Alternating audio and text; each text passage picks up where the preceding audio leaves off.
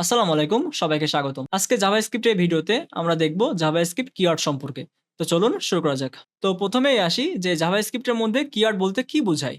তো জাভাস্ক্রিপ্টের মধ্যে কিওয়ার্ডস আর special reserve words that have a special meaning in JavaScript. তার মানে জাভাস্ক্রিপ্টের মধ্যে এমন অনেক ওয়ার্ড আছে যেগুলোর স্পেশাল কিছু মানে আছে এবং সেগুলো কমপ্লিটলি রিজার্ভ করা। তার মানে কি?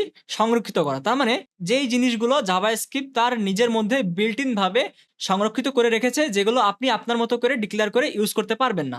ঠিক আছে? তারপরে কি দেওয়া আছে? যে you can not use keywords as variable names, function names or identifier. তার মানে ওই যে যেই নামে একটা কিওয়ার্ড রিজার্ভ করা আছে জাভাস্ক্রিপ্টের মধ্যে, বা যেই নামে ওই কিওয়ার্ডটা নেওয়া আছে জাভাস্ক্রিপ্টের মধ্যে, আপনি হুবহু সেই নামে কোনো ভেরিয়েবল ডিক্লেয়ার করতে পারবেন না। সেই নামে কোনো ফাংশন ডিক্লেয়ার করতে পারবেন না, বা কোনো আইডেন্টিফায়ারও আপনি নিতে পারবেন না। ঠিক আছে? তারপরে কি আছে? যে JavaScript uses them to perform specific action. তার মানে জাভাস্ক্রিপ্ট ওই কিওয়ার্ডগুলো দিয়ে কিছু স্পেসিফিক অ্যাকশনগুলোকে পারফর্ম করে। ঠিক আছে? তারপর আমি যদি আপনাদেরকে কিছু এক্সাম্পল দিই কমন কিওয়ার্ডের, তার মধ্যে প্রথম কিওয়ার্ডটা কি আছে? দেখেন যে ভেরিয়েবল ডিক্লেয়ার করার জন্য আমরা কিন্তু var ইউজ করে থাকি, let ইউজ করে থাকি, আবার const ইউজ করে থাকি। তারপর আমাদের কন্ডিশনের জন্য if, else আছে। তারপরে আমাদের যে লুপ করার জন্য কি for আছে। তো এই যে ওয়ার্ডগুলো, এগুলো কিন্তু জাভাস্ক্রিপ্টে সংরক্ষিত ওয়ার্ড বা রিজার্ভ ওয়ার্ড। ঠিক আছে? যেটা আপনি আপনার মন মতো চাইলে আপনি আবার ডিক্লেয়ার করতে পারবেন না। কারণ এটা কমপ্লিটলি জাভাস্ক্রিপ্টের নিজেদের মধ্যে রয়েছে বিল্ট ইন, যেটা জাভাস্ক্রিপ্ট আপনাকে ইউজ করতে দিবে না। ঠিক আছে? তো এই জিনিসগুলো আমরা যদি একটু এক্সাম্পল দেখে আসি আমাদের ভিএস কোডে। সাপোজ ধরেন আমরা জানি যে লেট দিয়ে আমরা একটা ভেরিয়েবল ডিক্লেয়ার করে থাকি। তো লেট দেওয়ার পর আমরা একটা নাম নিচ্ছি। তো সাপোজ ধরেন নাম নিলাম যে সাম ইকুয়াল টু 30। ঠিক আছে? এখন এই যে লেট যে কিওয়ার্ড, আমরা একটু আগে জানলাম যে লেট একটা কিওয়ার্ড। তো এই লেট যেই কিওয়ার্ডটা আমরা আবারও জানছি যে এই যেগুলো এরকম কিওয়ার্ড আছে সেগুলোকে আবার ডিক্লেয়ার করা যায় না হুবহু সেম নামে। তার মানে আমরা যদি একটা কাজ করি, আমরা যদি ফার্স্টে লিখি লেট এবং লেট দিয়ে আমরা যদি আবার লেটকে যদি ডিক্লেয়ার করতে চাই ওই নামে, তাহলে দেখি আমাদের কি কাজ করে কিনা। দেখেন এখানে আমাদের কিন্তু এরর দিতেছে কি, যে let is not allowed to be as a name in a let or const declaration. তার মানে আমি লেট নামে কোনো কিছু, এই কিওয়ার্ড নামে আমি কোনো কিছু ডিক্লেয়ার করতে পারবো না, বিকজ অলরেডি আমার লেট একটা হচ্ছে কিওয়ার্ড। সো আমি কিওয়ার্ডকে আবার ডিফাইন করতে পারবো না, বিকজ এটা জাভাস্ক্রিপ্টের সংরক্ষিত ওয়ার্ড বা রিজার্ভ ওয়ার্ড। ঠিক আছে? তার মানে আমরা বুঝলাম যে আমরা কিওয়ার্ডকে আবার মাল্টিপল টাইম ডিক্লেয়ার করতে পারবো না, যেগুলো জাভাস্ক্রিপ্টের রিজার্ভ রয়েছে। তো এখানে আপনাদের অসংখ্য এমন উদাহরণ দেওয়া আছে যে আমাদের কোনগুলো আমাদের কিওয়ার্ড আছে। যেমন এখানে আপনি দেখে নিবেন, বা আপনি যদি সার্চ দেন অনলাইনে যে জাভাস্ক্রিপ্ট কিওয়ার্ড, তাহলে আপনি পেয়ে যাবেন যে কোন কিওয়ার্ডগুলো আপনি নিতে পারবেন না। ঠিক আছে? আচ্ছা, এরপরে কি দেওয়া আছে যে ইম্পর্টেন্ট থিংস টু নো, যে কিওয়ার্ডস আর কেস সেনসিটিভ। তার মানে কেস সেনসিটিভ বলতে আমরা বুঝি যে সাপোজ এ বড় হাতের দিলাম, বি দিলাম ছোট হাতের, সি দিলাম ই। ঠিক আছে? এই জিনিসটা একরকম।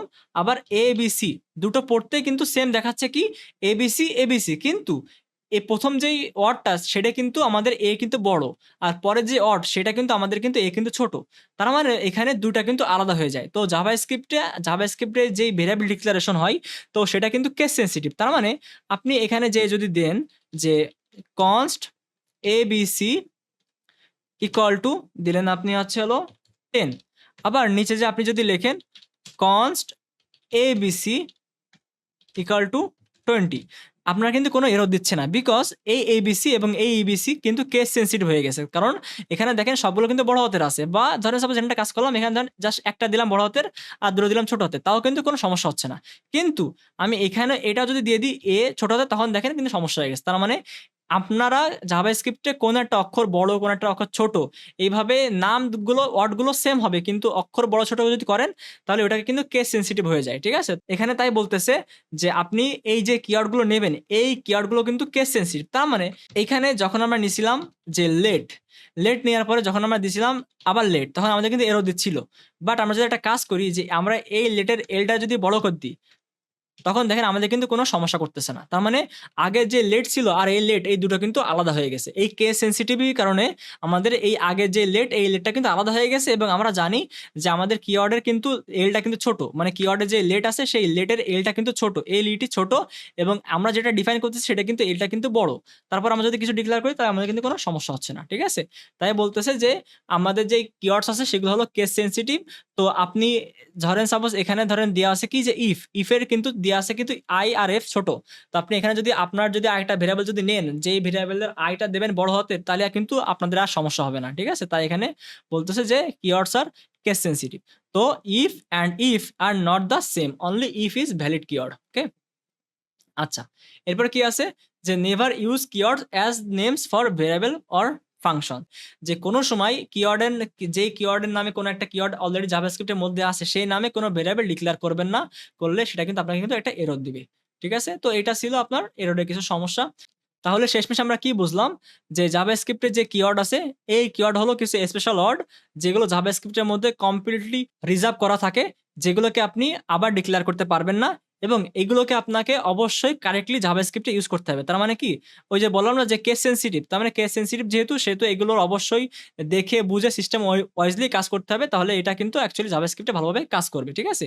এবং এই যে এই কিওয়ার্ডগুলো কিন্তু কি করে? এই কিওয়ার্ডগুলো কিন্তু আপনার জাভাস্ক্রিপ্টের যে প্রোগ্রাম সেই প্রোগ্রামে যে ফ্লো এবং স্ট্রাকচার কিন্তু কন্ট্রোল করে থাকে। কারণ আমরা জানি যে এই যে প্রতিটা কিওয়ার্ডের কিন্তু একটা পারপাস আছে। যেমন var দিয়ে আমরা কি করতেছি? আমরা একটা ভেরিয়েবল ডিক্লেয়ার করতেছি। let দিয়ে আমরা একটা ভেরিয়েবল ডিক্লেয়ার করতেছি।